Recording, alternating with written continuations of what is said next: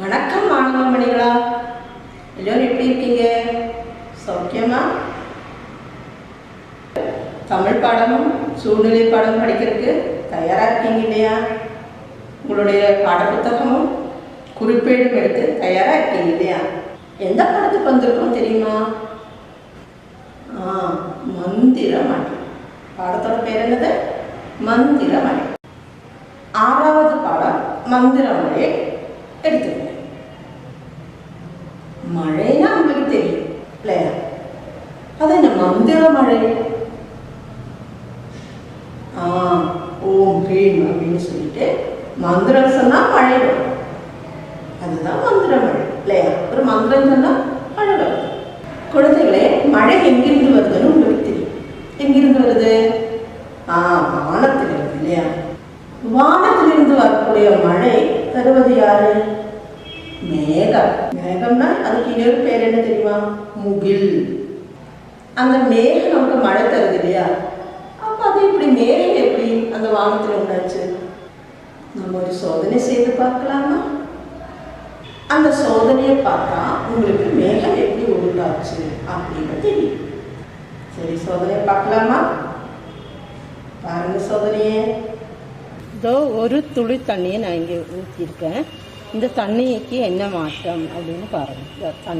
தண்ணி ஊற்றிருக்கலையா? வட்டமாக இருக்கு இல்லையா? இங்கே தண்ணி ஊற்றி வச்சுருக்கேன். இது கொஞ்ச நேரத்தில் என்ன ஆகும்? அந்த தண்ணி சூடாகுது. சூடாகும்போது தண்ணீர் வற்றி கொண்டே இருக்கிறது. இந்த தண்ணியெல்லாம் எங்கே போனது? நீராவியாகி மேலே போகிறது. நீர் வற்றி விட்டது. இங்கெல்லாம் நீரே இல்லை. தண்ணீர் முழுதும் வற்றி விட்டது. தண்ணீர் இங்கே இல்லை. தண்ணீர் சிறிதளவும் இல்லை. சரிங்களா? இந்த தண்ணியெல்லாம் நீராவியாக மேலே போயிடும். பாருங்க, இப்போ இந்த நீங்க பார்த்த சோதனையில என்ன தெரிஞ்சுட்டீங்க? அந்த தண்ணி கொஞ்ச நேரத்துல வெயில வச்சதும் காணாம போயிடுச்சு. அது எங்க போயிருக்கும்? என்னப்பா, வச்சு போச்சா? காஞ்சி போச்சுன்னு சொல்றீங்களா? சரிதான், காஞ்சி போச்சு. வெயிலோட சூடுபடும் போது தண்ணீர் என்னாகும்? காய்ந்துடும் இல்லையா? காய்ந்துடும். வெயில் படும்போது தண்ணீர் சூடாகியாக்கும் இந்த காய்ந்து. அப்ப நம்ம அடுப்பில் ஒரு பாத்திரம் வச்சு கொஞ்சம் தண்ணி ஊற்றிட்டு அதை சூடு பண்ணனால என்ன ஆகுது? அதுவும் தண்ணீர் வட்டி இல்லாம போயிடும். அந்த தண்ணீர் சூடாகும் போது அதுக்கு மேல என்ன வருதுன்னு தெரியுமா? அதோட பேர் என்ன? நீராவி. என்ன பேர்? அதுக்கு பேரு நீராவி. அந்த நீராவி என்னன்னு தெரியுமா? கீழே நிற்க அப்படியே மேலதான் போகும். அதுக்கு இடையில, அதனால அது மேலேயே போகும். அதே மாதிரிதான் நம்ம ஊர் பக்கத்தில் உள்ள குளம், ஏரி இதெல்லாம் இந்த வெயில் காலம் வருது இல்லையா? அப்ப வெயில் காலம் தானே தொடங்கிடுச்சு மார்ச் மாதத்துல. அந்த மார்ச் மாதத்துல வெயில் காலம் தொடங்கிடுச்சு. அப்ப இந்த வெயில் காலத்துல அந்த குளம், ஏரிகளெல்லாம் என்ன இருக்கு? கிணறுலாம், அதில் உள்ள தண்ணியெல்லாம் இதே மாதிரி வற்றி இருக்கு இல்லையா? காஞ்சு போயிடும். காரணம் என்ன? வெயிலோடைய சூடினால வெயில், நம்மளுடைய சூரியனுடைய வெயில் இருக்குல்லையே, அது பட்டு அந்த தண்ணீர் எல்லாம் சூடாகி அது நீராவியாக போயிடுச்சு. நீராவியாக போனது என்னவாக மாறும் தெரியுமா? மேகமாக மாறும்.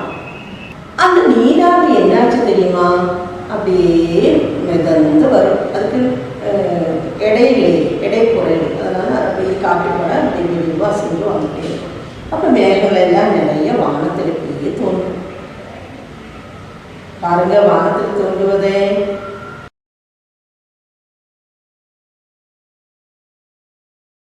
கார்மேகமாக மாறும். அப்படித்தான் நமக்கு என்ன வருதுன்னு நினைக்கிறீங்க? மழை வருது. அப்ப மழை வானத்திலிருந்து மேகம் தரக்கூடியது இல்லையா? இது மாதிரி மழையை வரவைக்கக்கூடிய ஒரு சோதனைய நம்ம அறிவழிக்கு செஞ்சிருக்கா. உங்க பாடப்பகுதியில அதை பத்தி இருக்கு பாருங்க. பாடப்பகுதியில மந்திர மழை அப்படிங்கிற பாடம் இருக்கு, அதை எடுங்க, நான் வாசிக்கிறேன், நீங்க அதை பாருங்க. என் கூடவே நீங்க அதை பார்த்துட்டு வரலாம். மந்திர மழை. அப்ப அந்த பாடத்துல பாருங்க, படம் எல்லாம் தெரியுங்க. அவ என்னென்ன மெடல் எல்லாம் வாங்கியிருக்கா இல்லையா, பிரைஸ் எல்லாம் வாங்கியிருக்கா, என்னென்னமோ பிரைஸ் எல்லாம் வாங்கியிருக்கா, கப்பு வாங்கியிருக்கா, கடை வாங்கியிருக்கா. அதே மாதிரி இந்த பக்கம் வேற வேற மாதிரில பலூனு, ஊசி, அப்புறம் ஒரு குப்பி, பரிசோதனை செய்யக்கூடிய பாத்திரங்கள், எல்லாம் கருவிகள். சோதனை செய்யணும்னா இந்த மாதிரி கருவிகள் எல்லாம் அவகிட்ட, சோதனை கருவிகள் எல்லாம் அவகிட்ட இருக்கு.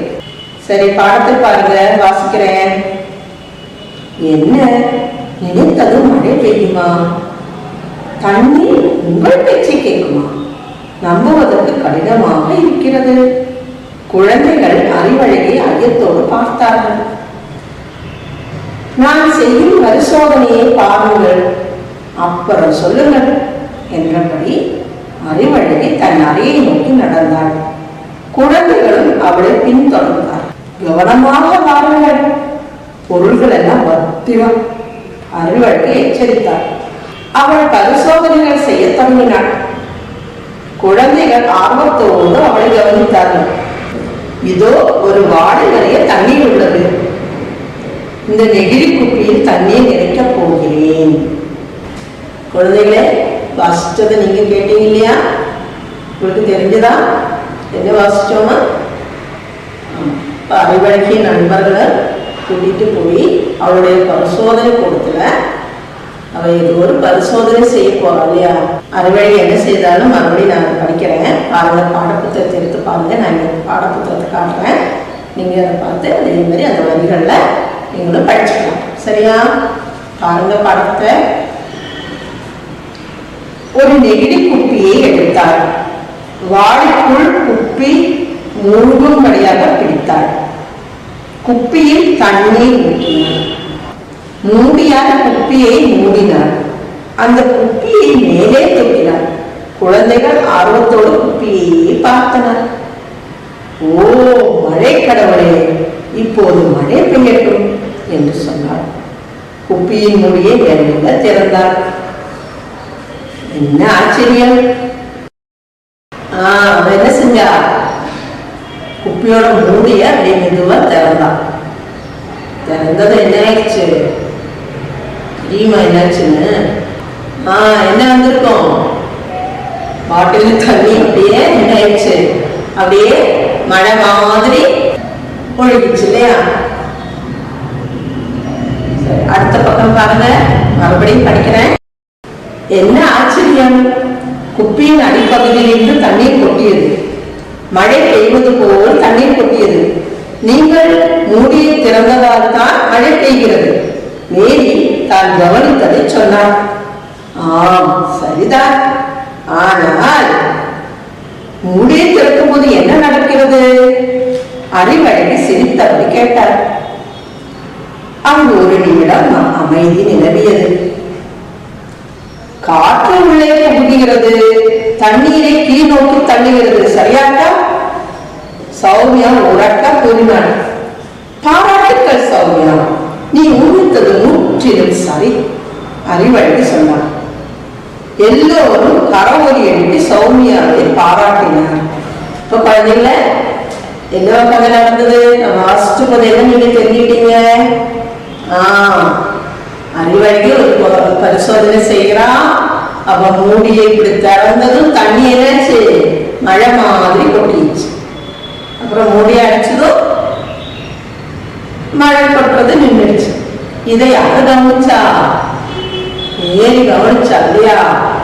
அப்ப கேட்கும்போது அவங்க என்ன கேட்காங்க, இது மூடியை திறந்தா என்ன நடக்குது?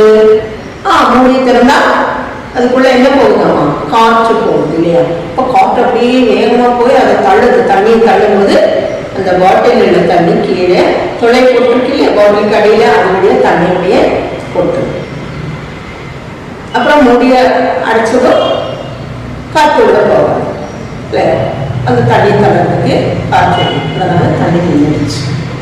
இதைத்தான் அறிவழகி செஞ்சா இல்லையா. அப்புறம் மறுபடியும் என்ன நடந்ததுன்னு பார்க்கலாமா? பாருங்க உங்க பாடப்பகுதிய. அடுத்தது என்னக்கா? குழந்தைகள் ஆர்வத்தோடு கேட்டனர். என் பேச்சை தண்ணீர் கேட்கும், மூடியை திறக்காவிட்டாலும் மழை பெய்யும். அறிவழகி சிரித்தபடி கூறினார். குழந்தைகளின் ஆர்வம் மேலும் கூறியது. அவர்கள் நெகிழி குப்பியின் அடிப்பகுதியை உற்று கவனித்தார்கள். ஓ மழைக்கடவுளே, மழை பெய்யட்டும் என்றார். உடனே குப்பியின் அடிப்பகுதியிலிருந்து மழை பெய்தது. அறிவழகி என்ன செஞ்சா? இப்ப பாருங்க அப்படின்னு சொல்லிட்டு குப்பியோட மூடிய நல்லா இருக்க முடியும். அப்புறம் மெதுவா அந்த பாட்டில் இப்படி அழுத்தவங்க என்னாச்சு, மறுபடியும் தண்ணி இப்படி போட்டுச்சு இல்லையா. அதையும் அந்த குழந்தைங்க கவனிச்சுட்டு என்ன சொன்னாங்க, நீங்க குப்பியை அழுத்தும் போதுதான் தண்ணி போட்டுது அப்படின்னு கண்டுபிடிச்சிட்டாங்க இல்லையா. எப்படி மழை கொட்டி இருக்கும் நீங்க கண்டுபிடிச்சீங்களா? ஓ உங்களுக்கு தெரியுமா? எப்படி ஆகுது? என்னப்பா? குப்பியை நாம இப்படி அழுத்தமா பிடிச்சா தண்ணி வரும் இல்லையா. நம்ம எல்லாம் இப்படி விளையாடும் இல்லையா, தண்ணியில இப்படி அழுத்தி விளையாடும் இல்லையா. ஒரு தொடை போட்டுட்டு இப்படி அழுத்தனா என்ன ஆகும், அது வழியா சில்லுன்னு தண்ணி வரும். அது மாதிரி அறிவழகி அப்படி செஞ்சிருக்கான்னு நினைக்கிறேன் இல்லையா. சரி, அது என்னன்னு அடுத்த பக்கம் பார்க்கலாமா? பாருங்க அடுத்த பக்கத்தை. எப்படி? அது எப்படி அக்கா? மீண்டும் மழை பெய்ய வையுங்கள் பார்ப்போம். குழந்தைகள் ஆர்வத்தோடு அறிவழகியின் பக்கத்துக்கு வந்தனர்.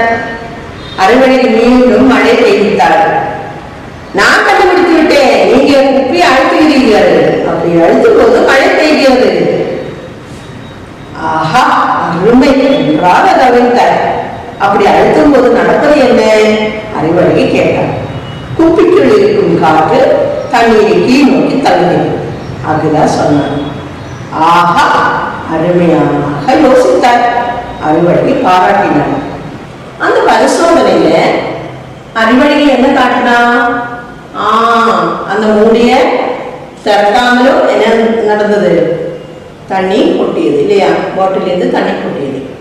இப்ப இதை நம்ம அகிலா கண்டுபிடிச்சு சொன்னான் இல்லையா. நம்ம செஞ்ச பரிசோதனைய நான் இப்ப உங்களுக்கு காட்டுறேன், சரியா? நம்ம அறிவழகி என்ன செஞ்சா? ஓம் பெய்யும் மழை கடவுளே, மழை பெய்யட்டும் அப்படின்னு சொன்னதும் மழை வந்துருச்சு இல்லையா. ஆனா அவன் மூடி திறந்துட்டாக்க சொன்னான். நம்ம இன்னைக்கு மூடி திறக்காமலே சொல்லி பார்க்கலாமா? எல்லாரும் சொல்லுங்க. மழை பெய்யட்டும், மழை பெய்யட்டும், மழை நிக்கட்டும். மழை நிக்கட்டும் சொன்னதும் மழை நின்றுச்சு. மழை பெய்யட்டும், மழை நிக்கட்டும். கடவுளே, ஓம் பெய்யும் மழை கடவுளே, மழை பெய்யட்டும் அப்படின்னு சொன்னதும் இதோ மழை பெஞ்சுது. இதா மழை பெய்யட்டும், மழை நிக்கட்டும். மழை பெய்யட்டும், மழை நிக்கட்டும். மறுபடியும் சொல்லுங்க எல்லாரும். மழை வரட்டும் சொல்லுங்க.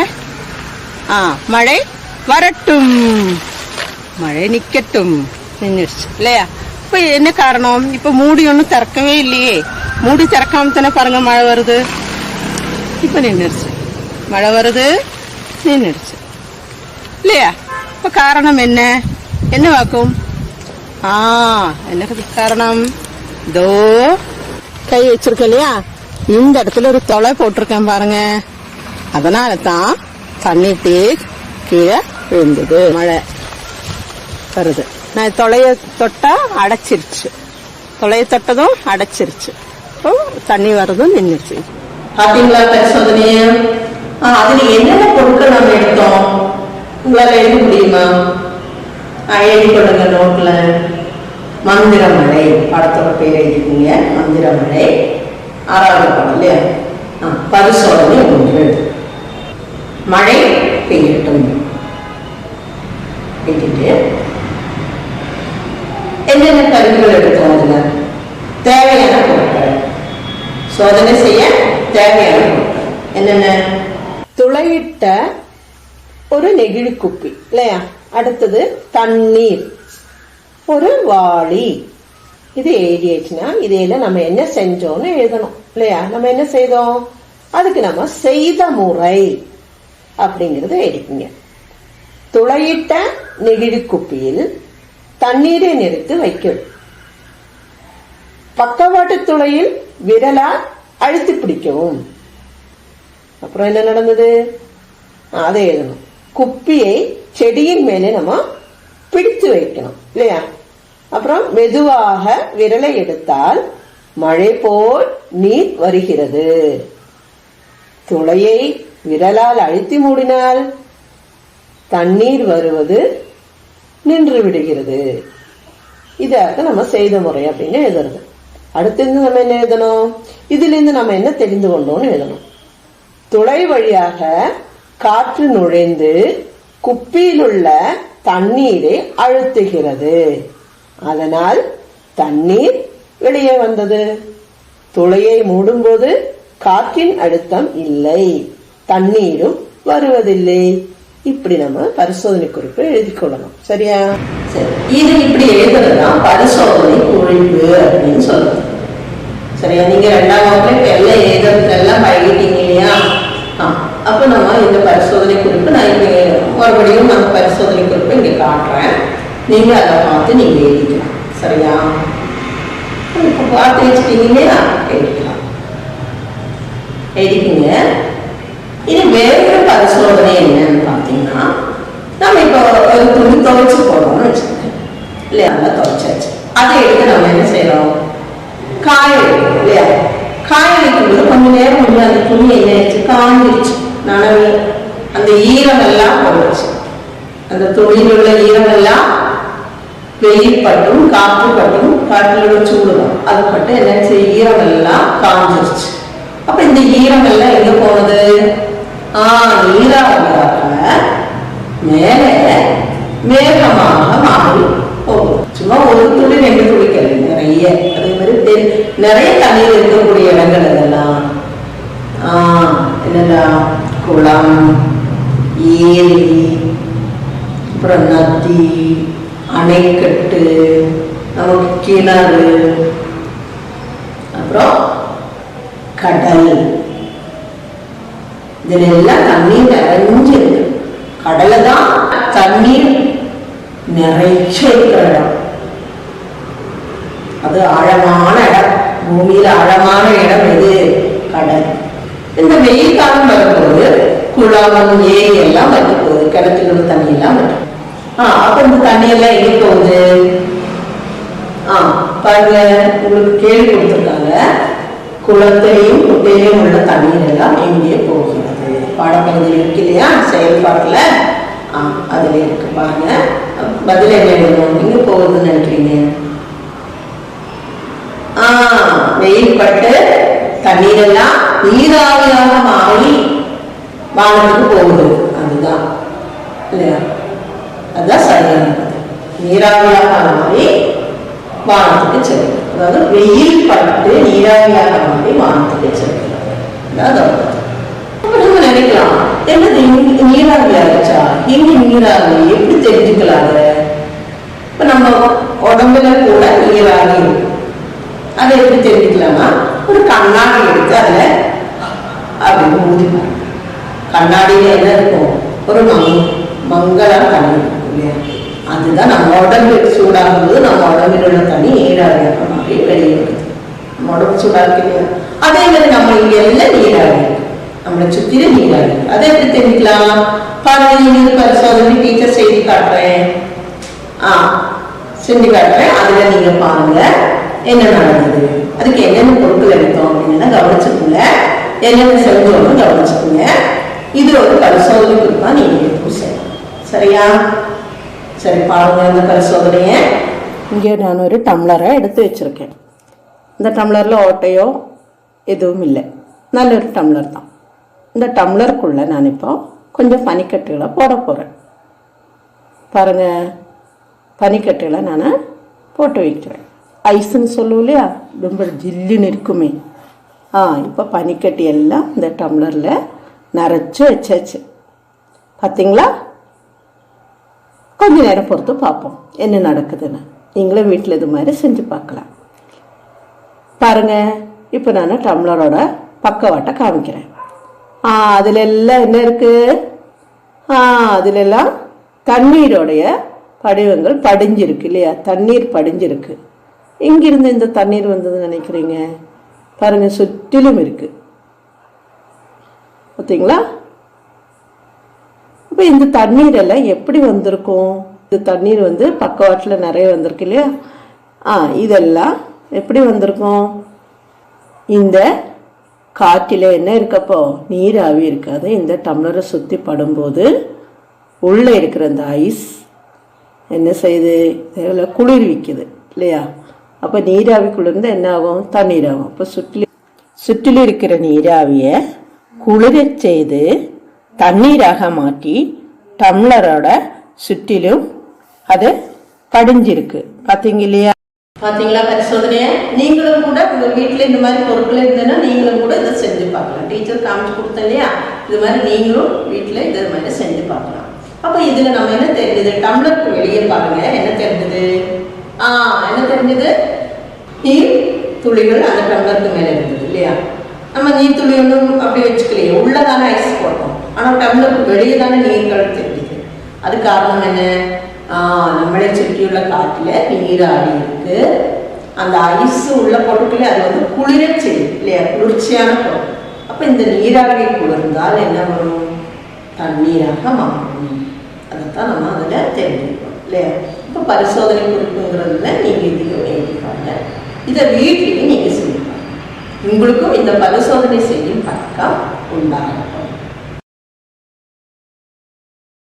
குழந்தைகளே, நம்ம மழை எப்பவுமே பெய்தா இல்லை. ஜூன் மாசத்துல மழை தொடங்கிடுச்சு இல்லையா? அப்படியே மழை பெய்து பெய்து எல்லா இடத்துலையும் தண்ணீர் பெருகி அப்புறம் அந்த மழை என்ன நினைக்குது? ஸோ போதுப்பா, இந்த மாதிரி ஒன்றும் வேண்டாம், நான் கொஞ்ச நாள் ரெஸ்ட் எடுக்கிறேன் அப்படின்னு சொல்லிட்டு கொஞ்ச நாள் அதை காமிலே போயிடுச்சு இல்லையா? அப்புறம் எப்போவாவது அது தோணும், மழை வரலாமா வேண்டாமா அப்படின்னு யோசிச்சு அப்புறம் வர மாதிரி இருக்குது இல்லையா? ஐயோ மழையே இல்லை அப்படின்னு. மழை வந்தாலோ எதுக்குடா மழை வருதுன்னு நினைக்கும். நீங்க என்னென்ன நினைப்பீங்க? உங்களுக்கு எப்போ மழை வருதுன்னு நினைக்கணும்? நீங்க இது மாதிரி மழை வேணும் அப்படின்னு நினைச்சதுண்டா? எப்பெல்லாம் மழை வரணும்னு நினைச்சிருக்கீங்க? ஒன்று எழுதலாமா அதை? அப்ப நீங்க நோட்ல எழுதி கொள்ளுங்கள். எப்போதெல்லாம் மழை பெய்ய வேண்டும் என்று நினைத்தீர்கள்? இந்த கேள்வி இருக்குல்ல, இந்த கேள்வியை எழுதிக்கீங்க. இப்ப நம்ம எப்பெல்லாம் மழை வேணும்னு நினைப்போம்? குடிக்க தண்ணி கிடைக்காது இருக்கும்போது மழை பெஞ்சா தண்ணி கிடைக்கும் இல்லையா? அப்புறம் விளையாடுறதுக்கு மழையில எல்லாம் விளையாடலாம் இல்லையா? அதுக்கும் தண்ணி வேணும்னு நினைப்போம். மழை தண்ணியில விளையாடுறது ஆஹா எவ்வளோ நல்லா இருக்கும். அப்புறம் செடி கொடிகள் எல்லாம் காஞ்சு கிடக்கும்.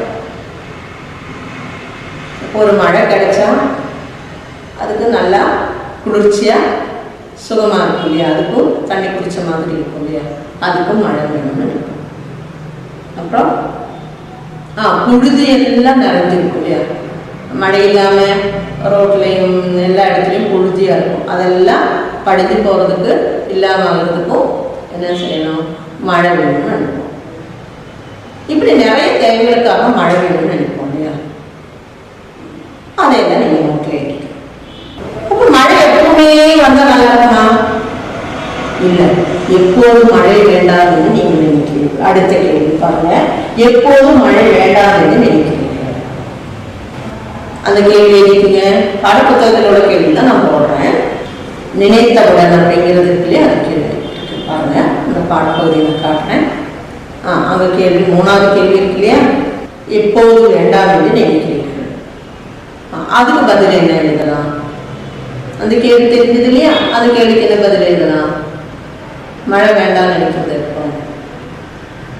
தொடர்ந்து மழை வந்துட்டு இருந்தா வெளியே இறங்க முடியாது. நல்லா புது ட்ரெஸ் போட்டு வெளியே இறங்கினா அதெல்லாம் நினைக்கிறோம், தொப்பெல்லாம் நந்துடும். ஒரு இடத்துல இருந்து ஒரு இடத்துக்கு போக முடியும். சேரும் சகதியெல்லாம் மேலே தெரிக்கும்.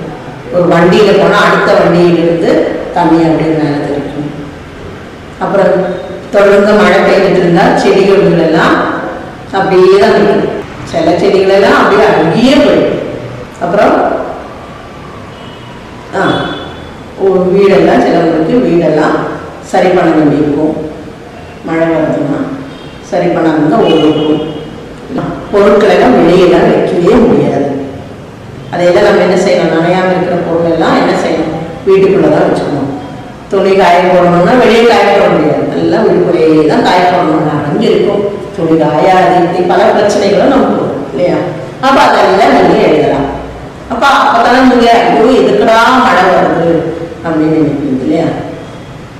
அப்போ அம்மா சொல்லுவாங்க, டேய் மழையை விளையாடாத, வெளியே போகாதா, மழை வருதுடா அப்படின்லாம் சொல்லுவாங்க. ஏடி மழையில போய் விளையாடுற அப்படின்னு சொல்லுவாங்க, மழை நனையாது அப்படின்னு. என்ன சும்மா சும்மா அப்படி சொல்கிறாங்க அப்படின்னு உங்களுக்கு மழை இதுதான் இந்த மழை வருதோ அப்படின்னு நீங்கள் நினைக்கிறீங்க. அந்த மாதிரி சூழ்நிலைகள் எல்லாம் மழை வேண்டாம் அப்படின்னு நினைக்கிறேன். அதையெல்லாம் நோக்கி மழை வரும்போது நம்ம ரொம்ப மனசுல மகிழ்ச்சியோட நமக்கு என்ன தோணும், ஏதோ பாட்டு பாடலாம் தோணும், அப்புறம் ஏதோ சாப்பிடலாம்னு தோணும் இல்லையா. மழை வரும்போது நமக்கு பாட்டு பாடலான்னு தோணுச்சுன்னா நீங்க ஒரு பாட்டு பாடுங்க. டீச்சர் சொல்லித்தர பாட்டை பாடுறீங்களா? சரி, குழந்தைங்களாம் பாடுக்கு தயார் தானே?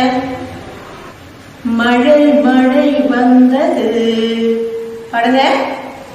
மழை மழை வந்தது, துளி துளியாய் பெய்தது. மழை மழை வந்தது, துளி துளியாய் பெய்தது. செடி கொடிகள் நனைந்தது, செடி கொடிகள் நனைந்தது. சேரும் சகதியுமானது. மழை மழை வந்தது, துளி துளியாய் பெய்தது. மழை மழை வந்தது, பெரிய மழை வந்தது. மழை மழை வந்தது, செடி கொடிகள் நனைந்தது. இது மாதிரி ஒரு பாட்டு, வேறொரு பாட்டு பாருங்க உங்க பாடப்பகுதியில செயல்பாட்டுல இருக்கு. எப்படி அது எப்படி, அந்த பாட்டோட பேரு எப்படி அது எப்படி. பாருங்க, நான் இதை காட்டுறேன், அந்த பாட்டை காட்டுறேன் பாருங்க. அதில் உள்ள வரிகள் தெரியுதா? இந்த வரிகள்ல பாடல் வரிகளை தொடர்ந்து எழுதுங்கள் அப்படின்னு சொல்லியிருக்காங்க. பாட்டோட முதல் வரி என்ன? எப்படி அது எப்படி, மேகத்தில் தண்ணீர் வந்தது எப்படி. எப்படி அது எப்படி, மேகத்தில் தண்ணீர் வந்தது எப்படி. அடுத்து கீழே கேட்டிருக்காங்க, எப்படி அது எப்படி, வானவில் வந்தது எப்படி. எப்படி அது எப்படி, வானவில் வந்தது எப்படி. அப்ப மேலும் நீங்க எப்படி அது எப்படி அப்படின்னு போட்டுட்டு வேற என்ன சொல்லலாம்? ஆற்றில் தண்ணீர் வந்தது எப்படி அப்படின்னு கேட்கலாம் இல்லையா. இது மாதிரி நீங்க நிறைய வரிகளை போட்டு அந்த பாடலை பூர்த்தி செய்யுங்க. சரியா? செய்வீங்க தானே குழந்தைங்களா? நல்ல குழந்தைங்க. சீக்கிரமாக இந்த பாடல் வரிகளை நீங்க எழுத பாருங்க. எப்படி அது எப்படி அப்படின்னு போட்டுட்டு மறுபடியும் அதுக்கு தகுந்த மாதிரி நம்ம மழையை பற்றிய நிறைய செய்திகள் எல்லாம் இப்போ குறிப்புகள் எல்லாம் படிச்சோம் இல்லையா, நிறைய கருத்துக்கள் எல்லாம் படிச்சோம் இல்லையா மழையை பற்றி. அதை வச்சு நீங்க பாட்டு எழுதலாம். சரியா? பாட்டு எழுதுவதோடு மட்டுமில்லை, உங்களுடைய பாட்டு நோட்டிலையும் அதை எழுதி வச்சு இது எழுதி உங்கள் ஆசிரியருக்கு அனுப்புங்க. சரியா குழந்தைங்களா? செய்வீங்க தானே குழந்தைங்களே? வேறொரு செயல்பாடு அதுக்கு மேலே பாருங்க. அதுல நம்ம அறிவழகி அப்படிங்கிற பேர் இருக்கு இல்லையா.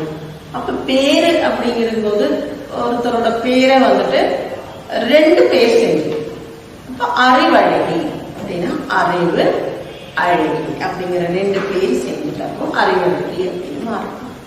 அதே மாதிரி வேற பேர்லாம் அங்க கொடுத்துருக்காங்க. அது என்னென்ன நோட்ல எழுதி கொள்ளுங்கள். கலையரசி, கலைகளின் அரசு, கலையரசி. கண்மணி, கண் எப்படி மணி மாதிரி இல்லையா, கண்மணி. இது மாதிரி வேற பேர்கள் இதெல்லாம் சொல்லலாம். ராஜா மாணிக்கம், ராஜா அப்படிங்கிறது மாணிக்கம் அப்படிங்கிற ரெண்டு பேர் சேர்ந்து ராஜா. பூவரசன், பூ அப்புறம் அரசன், பூவரசன். அப்ப இது மாதிரி இரண்டு பெயர்கள் சேர்ந்த ஒரு பெயர் உருவாகும் இல்லையா. அது மாதிரி உங்களுக்கு எத்தனை பெயர்கள் தெரியும் அதை நீங்க எழுதி பாருங்க. எழுதி அதை இப்பொழுது ஆசிரியருக்கு அனுப்புங்க. சரியா குழந்தைகளே? இன்றைய நம்ம மந்திரமழை அப்படிங்கிற பாடத்துல நிறைய செயல்பாடுகளும் பரிசோதனைகள் எல்லாம் பார்த்தோம் இல்லையா? அதுல பரிசோதனைகள் எல்லாம் நீங்களும் வீட்டுல செஞ்சு பார்த்து என்னென்ன நீங்க கண்டுபிடிச்சீங்க அப்படிங்கிறத உங்க ஆசிரியருக்கு அனுப்பி கொடுங்க. அவங்களுக்கு காட்டுங்க, உங்க நண்பர்களுக்கு காட்டுங்க, உங்க வீட்டில் உள்ள பெற்றோர்களுக்கும் இது மாதிரி செஞ்சு அவங்களுக்கு காட்டுங்க. பெரியவங்களோட உதவியால் செய்யக்கூடியது பெரியவங்களோட உதவியோட தான் செய்யணும். சரியா? வேறு பல செயல்பாடுகளோட அடுத்த வகுப்புல நம்ம சந்திக்கலாம். அதே மாதிரி புத்தகமும் நோட்டுமாக நீங்க தயாராக இருங்கள். அடுத்த வகுப்புல உங்களை சந்திக்கிறேன். அது வரைக்கும் உங்களிடமிருந்து விடைபெறும் உங்களது நிமிலா டீச்சர். பை.